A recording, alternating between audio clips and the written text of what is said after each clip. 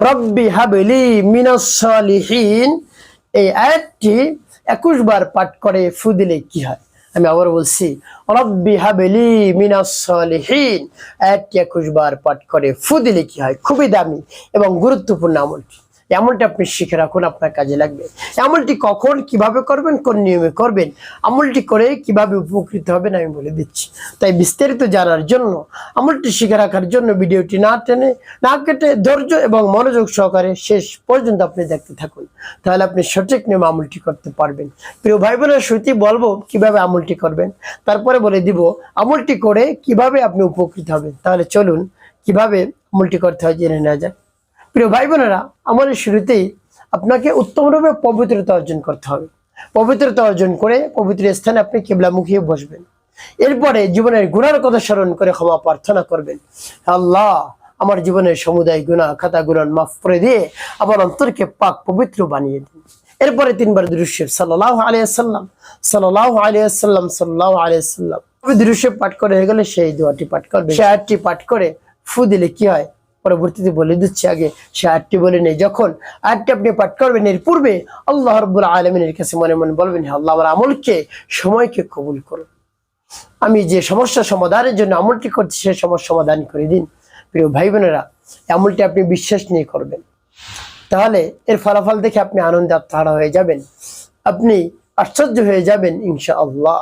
প্রিয় ভাই বোনেরা, তাহলে সেই আয়াতটি আমার দেখায় নিউজ আপনি পাঠ করবেন, একেবারে সহি শুদ্ধ করে, মনকে স্থির করে, মনে দরদ নিয়ে আপনি পাঠ করবেন। আমি আয়াতটি বলে দিচ্ছি, বিসমিল্লাহির রহমানির রহিম, রব্বি হাবলি মিনাস সালিহিন, রব্বি হাবলি মিনাস সালিহিন, রব্বি হাবলি মিনাস সালিহিন।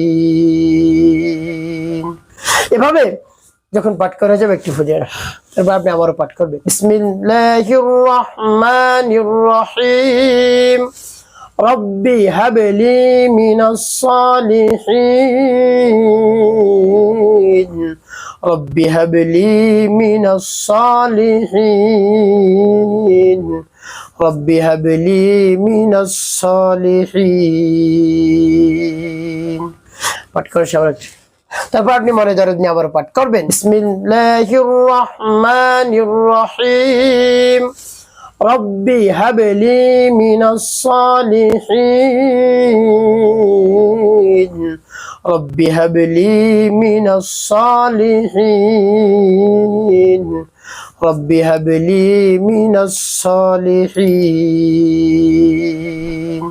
পাঠ করে সে আবার ভাই বোন কতবার পাঠ করবেন, এভাবে গুনে গুনে আপনি পাঠ করবেন 21 বার, 3টি ফু দিবেন। তারপরে শেষে 7 বার দুরূদ ইব্রাহিম পাঠ করবেন, আল্লাহুম্মা সাল্লি আলা মুহাম্মাদিন ওয়া আলা আলি মুহাম্মাদ কামা সাল্লাইতা আলা ইব্রাহিম ওয়া আলা আলি ইব্রাহিম ইন্নাকা হামিদুম মাজিদ, আল্লাহুম্মা বারিক আলা মুহাম্মাদিন ওয়া আলা আলি মুহাম্মাদ কামা বারাকতা আলা ইব্রাহিম ওয়া আলা আলি ইব্রাহিম ইন্নাকা হামিদুম মাজিদ, صل على محمد وعلى ال محمد كما صليت على ابراهيم وعلى ال ابراهيم انك حميد مجيد، اللهم بارك على محمد وعلى ال محمد كما باركت على ابراهيم وعلى ال ابراهيم انك حميد مجيد، صل على محمد وعلى ال محمد كما صليت على ابراهيم وعلى ال ابراهيم انك حميد مجيد، اللهم بارك على محمد وعلى ال محمد كما باركت على ابراهيم وعلى ال ابراهيم انك حميد مجيد، صل على محمد وعلى ال محمد كما صليت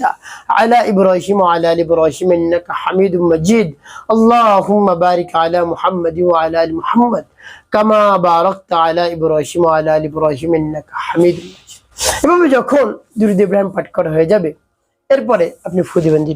প্রিয় ভাই বোনেরা, এখন বলে দেব কোন উদ্দেশ্যের জন্য আপনি আমলটি করলেন, তারপরে বলে দেব কি করবেন। প্রিয় ভাই বোনেরা, আপনি যদি একটা সন্তান চান বা আপনার সন্তান হচ্ছে না, দীর্ঘদিন হয়ে গেছে বিবাহ শাদী করেছেন, সন্তান হচ্ছে না, নিঃসন্তান অস্থির হয়ে পড়ছেন যে বিবাহ শাদী হয়েছে, দীর্ঘদিন হয়ে গিয়েছে 5 বছর 10 বছর 15 বছর 20 বছর সন্তান নেই, কিন্তু আপনার অর্থ সম্পদের শেষ নাই, কিন্তু এই অর্থ সম্পদ কে খাবে, কে ভোগ করবে, কাকে আমি দিয়ে যাব, আপনি সেই চিন্তায় পড়ে গেছেন। আর কোনো ধরনের চিন্তা করতে হবে না, আপনি একটি পাঠ করুন, রব্বি হাবলি মিনাস সালিহিন।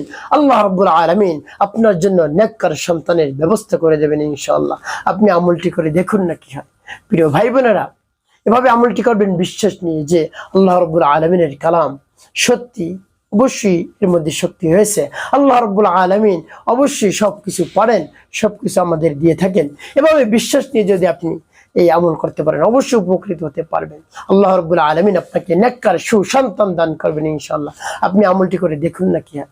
প্রিয় ভাই বোনেরা, ভাবে আমলটি শেষের সাথে সাথে রব্বি কারিমের দরবার হাজত তালান করবেন, আল্লাহ আমার জন্য একটি নেককার ছেলের ব্যবস্থা করে দিন, আল্লাহ নেককার সন্তানের ব্যবস্থা করে দিন, তাকে যেন আমি দ্বীনের পথে পরিচালনা করতে পারি। এভাবে আল্লাহ রাব্বুল আলামিনের কাছে বলবেন, মন খুলে প্রাণ ভরে, দেখবেন কাজ হয়ে যাবে ইনশাআল্লাহ। একটি কাজ করতে হবে, 5 ওয়াক্ত নামাজ আপনাকে আদায় করতে হবে, মানুষের খেদমতে কল্যাণে কাজ করবেন, অবশ্যই আপনার জীবন হবে সুখময় এবং শান্তিপূর্ণ।